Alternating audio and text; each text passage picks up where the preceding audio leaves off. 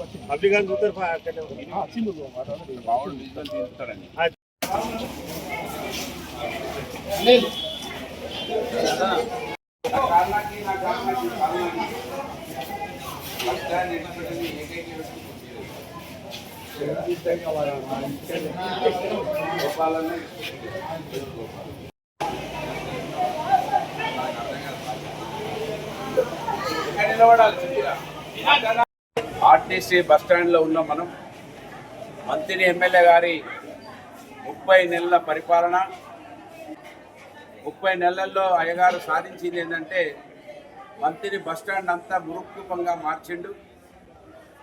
మనం తెలంగాణలో చెప్పుకోగా విన్నాం. మనం వాళ్ళ తండ్రి ఇల్లు కడితే వీడు సున్నం కూడా వేయలేకపోతున్నాడని అన్నటువంటి విషయాన్ని మనం విన్నాం.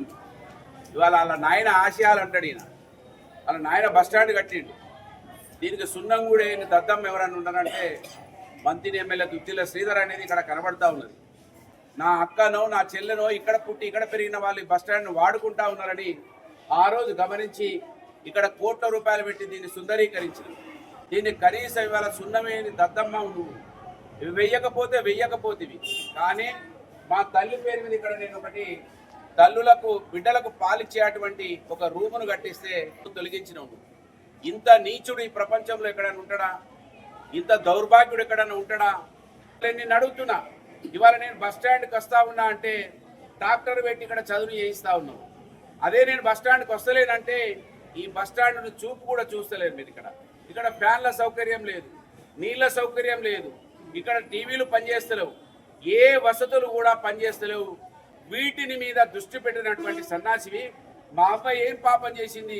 మా తల్లి పేరు అక్కడ ఉంటే దాని కళ్ళల్లో కారం పోసుకొని పుట్టలింగమ్మ పేరు కనబడద్దని దుద్దిల శ్రీధర్ ఏమి చేయకున్నా మీ అయ్య పేరును మాత్రమే పూజించమని చెప్పేటువంటి నీచ సంస్కృతికి నిలువుటెత్తు సాక్ష్యం ఇవాళ పుట్టలింగమ్మ పేరు కనబడకపోవడం. నువ్వెన్నడన్నా ఆలోచించినవా? ఒక బెంచ్ చేసినవా? ఇక్కడ ఒక కుర్చీ వేసినవా? ఒక ఫ్యాన్ పెట్టించినవా? నీ అయ్య ట్రస్ట్ ఉన్నదంటివి కదా, దుద్దిల్ల శ్రీపాదరావు ట్రస్ట్. ఎక్కడ పోయింది శ్రీపాదరావు ట్రస్ట్? దోసుకోవడానికి శ్రీపాదరావు ట్రస్ట్ కనబడుతుంది. కనుక నీ 30 నెలల పరిపాలన ఎంత అస్తవ్యస్తంగా ఉందో మంత్రిని ఆర్టీసీ బస్టాండ్ చూస్తే కనబడతా ఉన్నది. మేము వస్తారం అనగానే ఒక ట్రాక్టర్ చేసుడు, మేము వస్తారం అనగా బట్టల కొనుగోలు ప్రారంభించడం, మేము ఏదైనా రోడ్ల కాడికి పోయి మాట్లాడితే వాళ్ళతో తిట్టిపించడం, మాట్లాడిపించడం కాదు. దుద్దిల శ్రీధర్ అవమానపడు. 30 నెలల్లో ఇప్పటికీ నయా పైసా పనిచేయలేదు. నువ్వు నీ గల్లా పెట్టి అడిగే రోజుల కోసం నీ కార్యకర్తలతోటే నిన్ను చీయని చిత్కరించే వరకు మేము విశ్రమించామనే విషయాన్ని ఈ సందర్భంగా గుర్తు చేస్తా ఉన్నాను. మమ్మల్ని తిట్టడం మాని ప్రజాసేవ కోసం పనిచేయండి. మాకు జవాబు చెప్పకండి, ఈ ప్రజలకు జవాబు చెప్పండి. ఇప్పటికైనా మేలు కొల్పండి. నీ 30 నెలల పాలన పూర్తిగా చీకటి పాలన కొనసాగింది. ఈ సమాజం కోసం ఏమీ పనిచేయలేదు. అంతానికి ఇక్కడ మంచినీళ్లు కరువైనాయి, ఇక్కడ వసతులు కరువైనాయి.